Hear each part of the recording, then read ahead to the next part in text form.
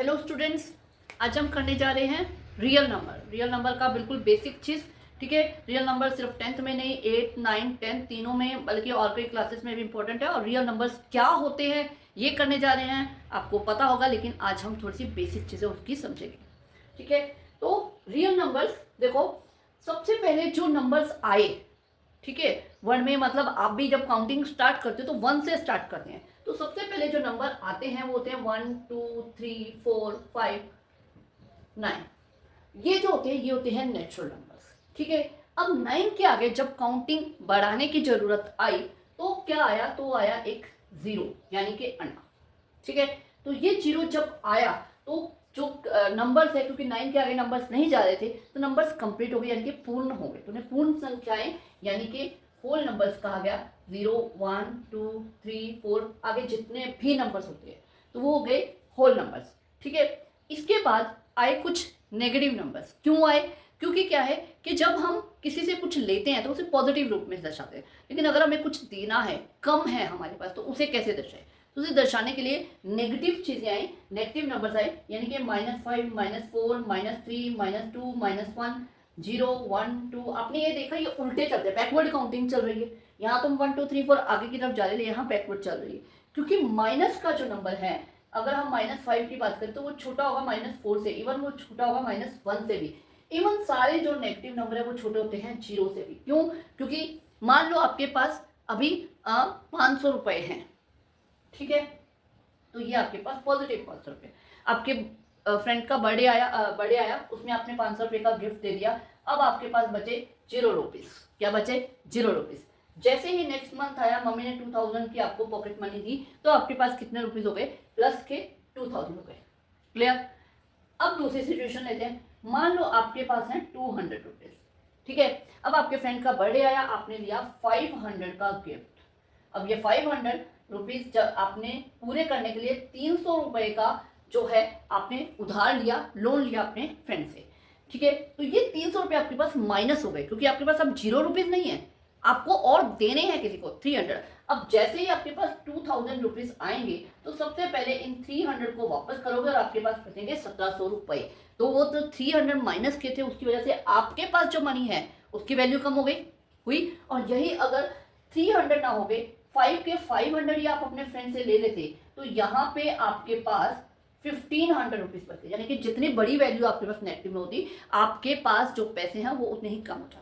तो यही चीज है, माइनस की वैल्यू सबसे छोटी होती है और माइनस के सारे जीरो से भी छोटे होते हैं। और लार्जेस्ट जो नेगेटिव नंबर है वो होता है -1। क्लियर? ठीक है। अब उसके बाद P/Q की फॉर्म में, यानी कि रेशनल नंबर जिनका न्यूमरेटर और डिनोमिनेटर होता है, जैसे 2/5 हो गया, 3/7 हो गया। लेकिन अगर हम बात करें कि ओनली 6 की, क्या ये एक रेशनल नंबर है?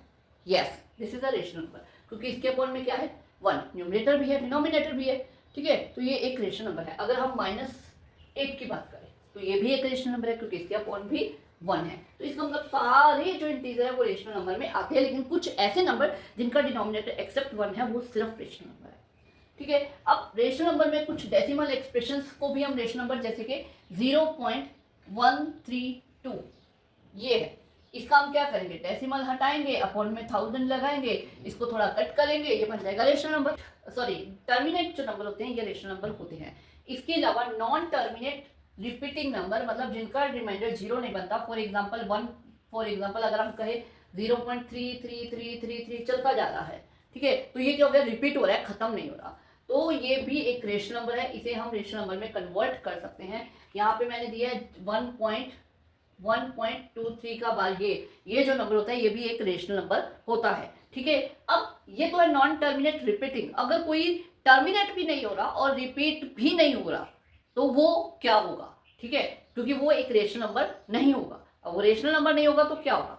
जो रेशनल नहीं है वो क्या होगा? इररेशनल नंबर, ठीक है। ये साथ में दिया ना मैंने, एक इररेशनल नंबर होगा, बिल्कुल। ये नॉन टर्मिनेट नॉन रिपीटिंग होता है, जैसे कि 1.23 आ गया, इसके आगे आ गया 0, इसके आगे फिर 2, 3 आया, लेकिन 0 ना आके, एक 0 ना आके 2 0 आ गए, ठीक है। तो ये क्या होते हैं? ये रिपीट भी नहीं होते और खत्म भी नहीं होते, चलते जाते हैं। तो ये क्या होते हैं? ये होते हैं इररेशनल नंबर, ठीक है। बाकी जो रूट वाली वैल्यूज होती हैं, जैसे √2, √3, √5, जिनका रूट सॉल्व नहीं होता, जैसे रूट 4 है तो वो तो प्लस माइनस 2 आ जाएगा, तो ये तो रेशनल नंबर है, लेकिन जिनका हम रूट सॉल्व, हाँ मुझे पता है डेसिमल में इनकी वैल्यू आती है, लेकिन वो नॉन टर्मिनेट नॉन रिपीटिंग होती है, मतलब वो एग्जैक्ट वैल्यू नहीं होती है, तो इसलिए ये क्या होते हैं, ये एक इरेशनल नंबर होते हैं, ठीक है।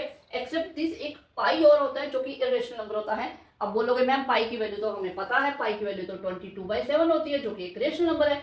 यस, 22 जो है वो एक रेशनल नंबर है, बट पाई जो है वो एक इरेशनल नंबर है, क्योंकि पाई की 22/7 इसलिए दी जाती है कि अप्रोक्सीमेट वैल्यू दी जाती है ताकि हम सम को सॉल्व कर सके, अदरवाइज पाई खुद एक इरेशनल नंबर है।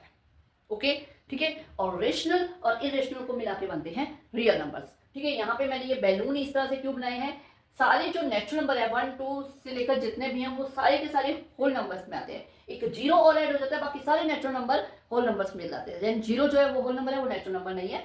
अब ये सारे होल नंबर मिलके क्या करते हैं, इंटीजर बनाते हैं, क्योंकि इंटीजर के अंदर नेगेटिव नंबर नए आए हैं, बाकी जितने होल नंबर है वो सब ऐड करके इंटीजर बन जाता है। अब ये सारे के सारे जो इंटीजर हैं वो रेशनल नंबर में होते हैं। अभी मैंने बताया -7 है, वो एक इंटीजर है लेकिन वो एक रेशनल नंबर भी है। 5 है, वो एक नेचुरल नंबर है लेकिन वो एक रेशनल नंबर भी है। 0 एक होल नंबर है लेकिन वो एक रेशनल नंबर भी है, क्योंकि डिनोमिनेटर में कुछ नहीं तो 1 होता है, 0 नहीं होता, ठीक है। और ये रेशनल नंबर इनसे अलग है, बिल्कुल अलग है, ठीक है। और इन दोनों को मिला के बनते हैं रियल नंबर। ओके।